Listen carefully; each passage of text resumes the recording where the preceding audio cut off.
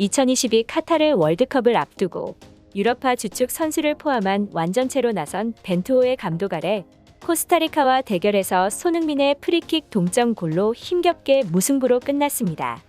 파울로 벤투 감독이 이끄는 한국 축구 대표팀은 23일 오후 경기도 고양종합운동장에서 열린 코스타리카와 친선 경기에서 2대2로 비겼습니다.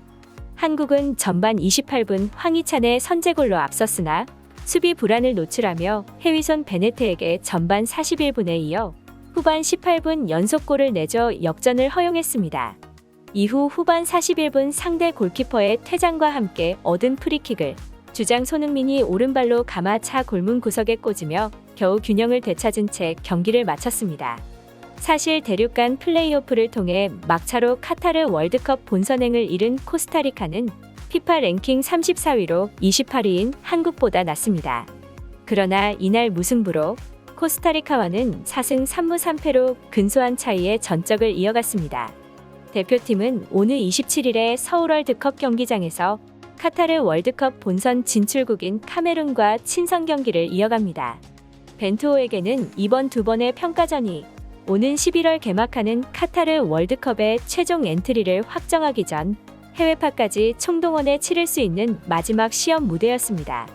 이번 두 번의 경기에서는 조금 다른 방식으로 플레이하도록 시도하려 한다고 했던 벤투 감독은 코스타리카전 선발 출전 선수 명단에 거의 변화를 주지 않았습니다.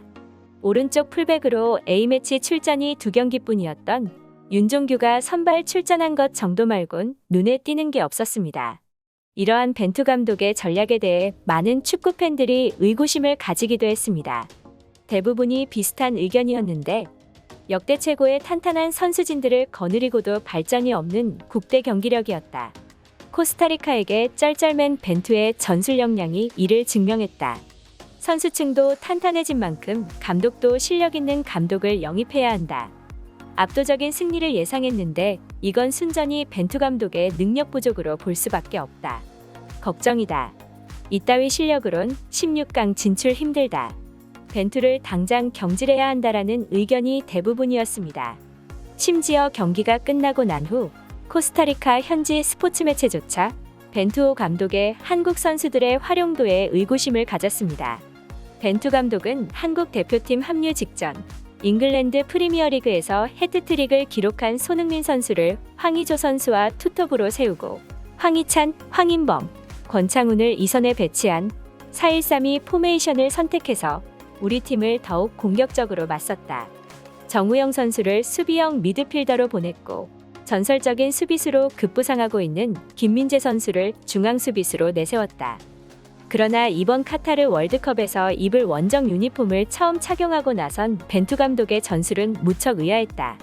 황희찬 선수가 가벼운 몸놀림을 보이면서 경기 초반 왼쪽 측면에서의 공격 전개가 활발하게 이뤄졌다.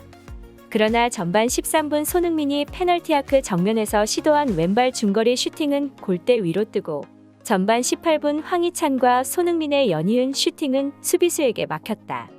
세계적인 선수들을 데리고 이와 같은 성적밖에 내지 못한 벤투 감독의 전술에 관해 과연 그가 숨기고 있는 전술적 부분에 대해 자세히 파헤쳐 볼 필요가 있다. 이러한 소식을 무시한 채 벤투 감독은 이번 경기에 대한 인터뷰에서 이와 같이 답변했습니다. 코스타리카전에서 좋은 경기를 했다. 전반 35분 동안 좋은 모습을 보였다. 전반전 결과가 불공정했다. 대부분 경기를 우리가 지배했다. 전반전 마지막 10분 동안 크로스를 방어하는 것에 있어 적극성이 떨어졌다. 상대팀의 거의 유일한 기회였다. 후반전에 경기를 주도했고 승리할 수 있는 기회가 많았지만 기회를 놓쳤다. 이어 손흥민 선수와 김민재 선수를 제대로 활용하지 못한 게 아니냐는 질문에는 이와 같이 답변했는데요. 김민재가 출전했지만 여전히 대표팀 수비가 불안하다는 이야기 많다. 그러나 이는 선수 개인으로 볼 문제는 아니다. 김민재는 좋은 선수다. 팀적으로 분석해야 한다. 전반 35분까지 좋은 모습을 보였지만 이후 컨트롤하는 데 있어 어려움이 있었다. 후반전 실점은 수비 문제가 아니었고 기회를 허용했다. 축구에서 효율성이 중요하다. 코스타리카는 3번의 기회에서 2골을 넣었다. 우리는 많은 기회를 만들었지만 2골을 넣었고 승리하지 못한 이유다. 손흥민 선수와는 지금까지 긴 과정이 있었다. 다양한 시스템을 활용하면서 우리의 스타일은 변화하지 않았다. 손흥민은 다양한 포지션에서 활약이 가능하다. 최대한 팀에 도움이 될 수 있도록 장점을 이끌어낼 수 있도록 하겠다. 월드컵을 위해선 한 명의 선수가 아닌 26명의 선수가 필요하다. 1년 6개월 만에 대표팀에 발탁된 이강인은 출전 기회를 얻지 못했는데 이에 대해서는 백승호, 김태환, 조유민도 출전하지 못했고 많은 선수들이 출전하지 못했다.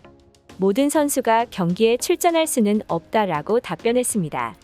인터뷰가 끝나기 전 마지막 손흥민 선수가 골을 넣고 나서도 웃지 못하는 이유에 대해서도 전했는데요.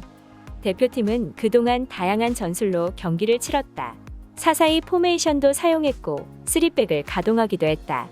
두 명의 미드필더가 플레이를 하더라도 서로 다른 특징이 있다. 그래서 공격에서 마무리가 제대로 되지 않거나 후방 빌드업 과정에서 볼을 빼앗길 경우 노출되는 양 풀백의 뒷공간 수비 허점을 노출해 어렵게 골을 넣고 너무 쉽게 실점하는 상황이 발생했다. 힘들게 넣은 골에 비해 쉽게 실점을 내줘 아쉬움이 많았을 것이다. 다음 경기도 그렇고 11월에 있을 평가전과 월드컵에서도 다양한 전술을 보여줄 수 있도록 하겠다. 우리나라 축구 팬들뿐만 아니라 해외에서도 벤투 감독에 대한 평은 많았습니다. 해당 내용입니다. 저렇게 좋은 선수들 데리고 수비 해결을 못하고 있는 마땅한 전술 없는 감독은 경질하고 새로운 감독 선임해야 됩니다. 이러다가는 한국의 월드컵 예선 탈락은 뻔하다. 김민재와 손흥민 선수는 제 기량을 보여주던데 수비수와 미드필더진 사이의 패스는 아직도 느려 보인다. 그러다 보니 미드필더에서 공격수까지의 패스도 느리고 미드필더에서 공격진한테 빠른 날카로운 패스가 없는 것이다. 전반적으로 속도가 느려서 아쉬움이 많은 경기였다.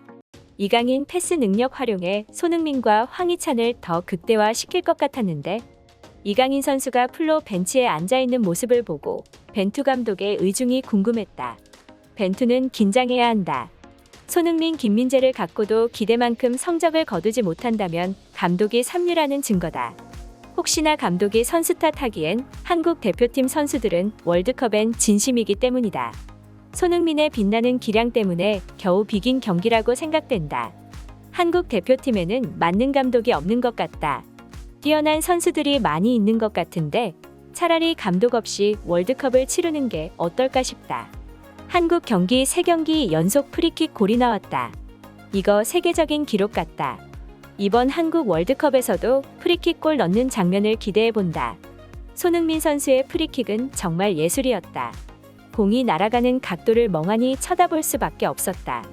그 거리에서 그 각도로 찰 수 있는 자신감이 대단하다. 국제 무대에서는 피지컬이 중요하다는 것이 김민재를 통해 증명되고 있다. 벤투 스타일 축구는 구식이라 월드컵 수준에는 더 이상 통하지 않을 것이라는 게 내 개인적인 생각이다.